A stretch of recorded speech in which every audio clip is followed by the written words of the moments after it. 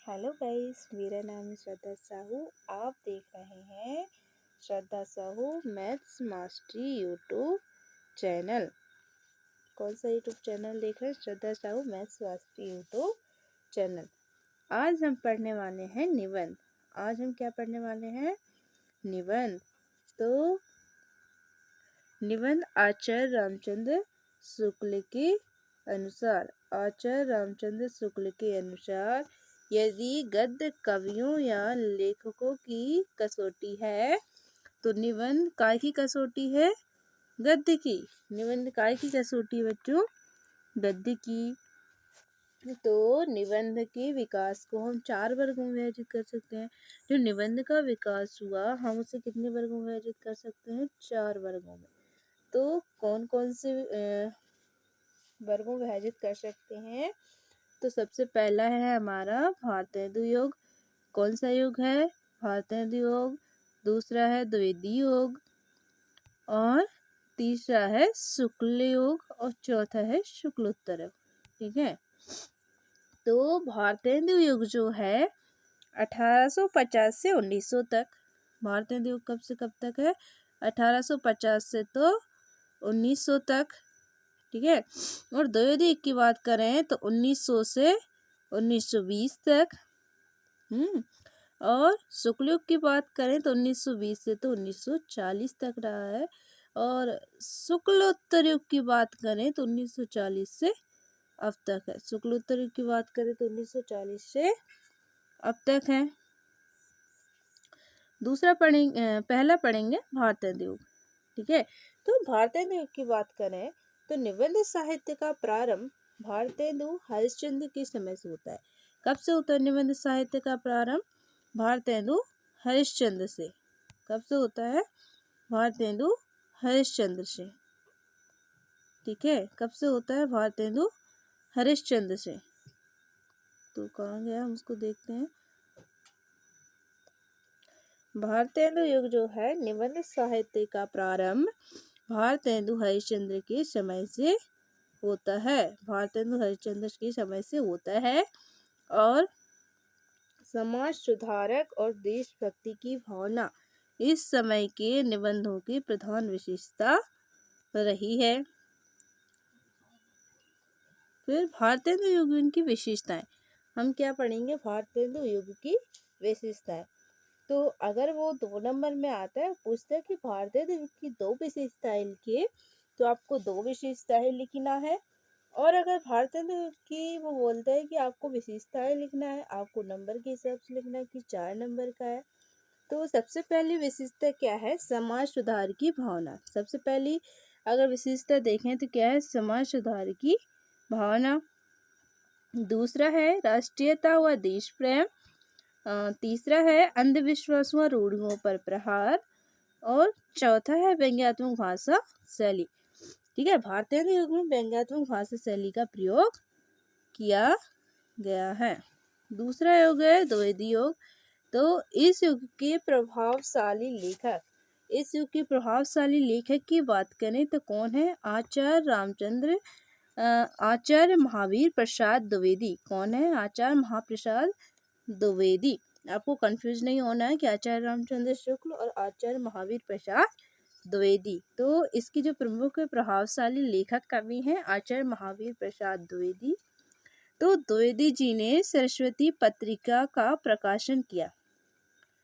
तो आचार्य द्विवेदी जी ने 2 प्रकार के निबंध लिखे हैं। और आचार्य द्विवेदी जी ने कितने प्रकार के निबंध लिखे हैं? 2 प्रकार के। और कौन सी पत्रिका का प्रकाशन किया है? तो सरस्वती पत्रिका का। ठीक है। और किसने किया है? आचार्य महावीर प्रसाद द्विवेदी ने। आचार्य महाप्रसाद द्विवेदी ने कितने प्रकार की निबंध लिखे हैं? तो आचार्य महाप्रसाद द्विवेदी ने 2 प्रकार के निबंध लिखे हैं। कौन कौन से? सबसे पहला मनोरंजन और दूसरा है विचारात्मक। ठीक है। तो 2 प्रकार के निबंध लिखे हैं। अब द्विवेदी युग की विशेषताएं लिखना है। तो द्विवेदी युग की जो निबंध की क्या क्या विशेषता है हमें उसको लिखना है। ठीक है। उनको लिखना है। तो विषय वस्तु की गंभीरता। सबसे पहली विशेषता की बात करें तो इसकी विशेषता है विषय वस्तु की गंभीरता। ठीक है, बहुत गंभीरता से उन्होंने निबंध को लिखा। और दूसरा है समाज सुधार, और तीसरा है परिमार्जित भाषा, और चौथा है हास्य व्यंग्यात्मक शैली। ठीक है, कौन सी है? हास्य व्यंग्यात्मक शैली। अभी हमने बात किया था तो उसमें व्यंग्यात्मक शैली थी, लेकिन इसमें हास्य व्यंग्यात्मक शैली है। ठीक है, अब शुक्ल युग के प्रमुख प्रवर्तक आचार्य रामचंद्र शुक्ल। ठीक है, हमें पॉइंट में याद रखना है। तो सबसे प्रमुख प्रवर्तक इस युग के प्रमुख आचार्य हैं, तो आचार्य रामचंद्र शुक्ल हैं। कौन है? आचार्य रामचंद्र शुक्ल। इन्होंने 2 प्रकार के निबंध लिखे हैं, और भाव एवं मनोविकारों से संबंधित और आलोचनात्मक, इन्होंने 2 प्रकार के निबंध लिखे हैं। ठीक है, निबंध भाव एवं मनोविकार से संबंधित और आलोचनात्मक। यह निबंध का स्वर्णकाल माना गया है। निबंध का स्वर्णकाल किसे माना गया है? तो निबंध का स्वर्णकाल माना गया है द्वैध युग को। अब पढ़ेंगे हम शुक्ल युग। क्या पढ़ेंगे? शुक्ल युग। तो शुक्ल युगीन निबंधों की विशेषताएं वेरी इंपॉर्टेंट है। गंभीर विचारात्मक एवं उद्धत भाव प्रधान निबंध, इसकी विशेषता रही है शुक्ल युग की। दूसरा है विषय प्रधान निबंध। तीसरा है प्रौढ़ एवं गंभीर शैली। चौथा है मनोविकारात्मक निबंध। और पांचवा है विषय वस्तु में पर्याप्त विविधता। चौथा की बात करें, हम पढ़ेंगे शुक्लोत्तर युग। ठीक है, तो शुक्लोत्तर युग जो है, इस युग के निबंध की अपनी निजी विशेषताएं हैं। भावनात्मक एवं आत्मपरक निबंध, विषय वस्तु की विविधता, विचारात्मकता, भावात्मक और समीक्षात्मक शैली। तो निबंधकारों की बात करें शुक्लोत्तर युग के, तो प्रताप नारायण मिश्र, जिनकी रचना है परीक्षा। जिनकी रचना क्या है? परीक्षा। दूसरे हैं हमारे बाल मुकुंद गुप्त, जिनकी रचना है अशोक नहीं शिव शंभू का चिट्ठा। क्या है? शिव शंभू का चिट्ठा। तीसरे हैं हमारे हजारी प्रसाद द्विवेदी, और इनका है अशोक के फूल रचनाएं हैं। चौथे की बात करें विधा निवास मिश्र, इनकी है रचनाएं तुम चंदन हम पानी। क्या है? तुम चंदन हम पानी। तो ललित निबंध की बात करते हैं।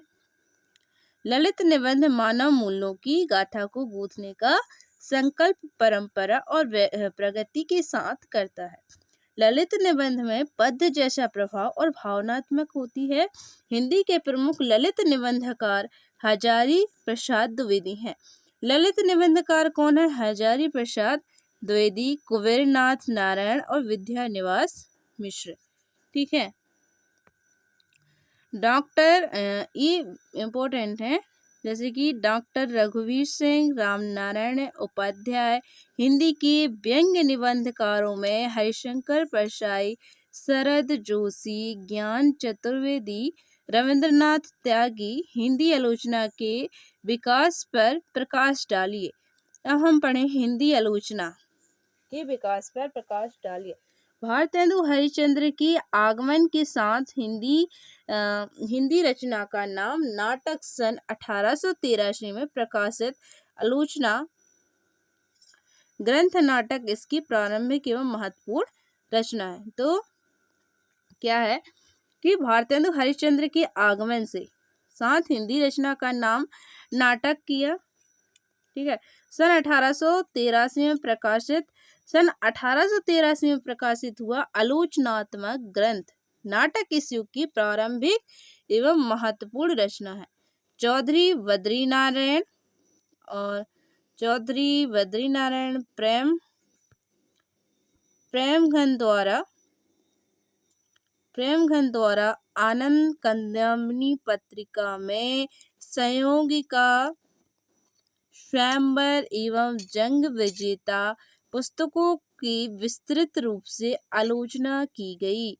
कौन कौन सी पुस्तकों की आलोचना की गई?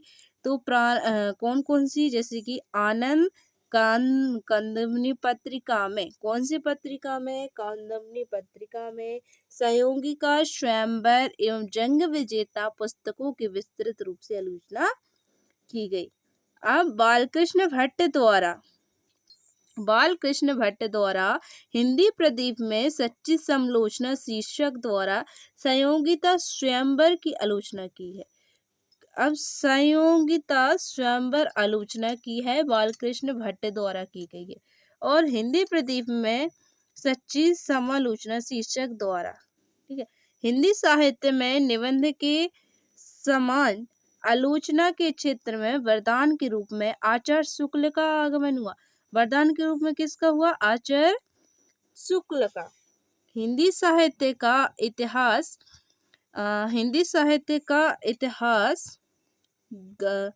जायसी ग्रंथावली, क्या है? जायसी ग्रंथावली चिंतामणि तुलसीदास शुक्ल की रचना है। हिंदी साहित्य के इतिहास में जायसी ग्रंथावली चिंतामणि तुलसीदास शुक्ल की रचना है। आचार्य रामचंद्र शुक्ल के समकालीन पद्मलाल पुन्नालाल वाक्सी थे, और आचार्य रामचंद्र शुक्ल के जो समकालीन हैं पद्मलाल पुन्नालाल वाक्सी थे। स्वतंत्रता के पश्चात हिंदी आलोचना का पर्याप्त विकास हुआ है। दुनिया की सभी भाषाओं की आलोचनाएं और हिंदी आलोचनाओं में पारस्परिक बनी है। तो स्वतंत्रता के बाद हिंदी आलोचना का पर्याप्त विकास हुआ है ना। हिंदी का जो है आलोचनात्मक पर्याप्त विकास हुआ है, और दुनिया की सभी भाषाओं की आलोचनाएं और हिंदी आलोचनाओं में परस्परता बनी है। धन्यवाद।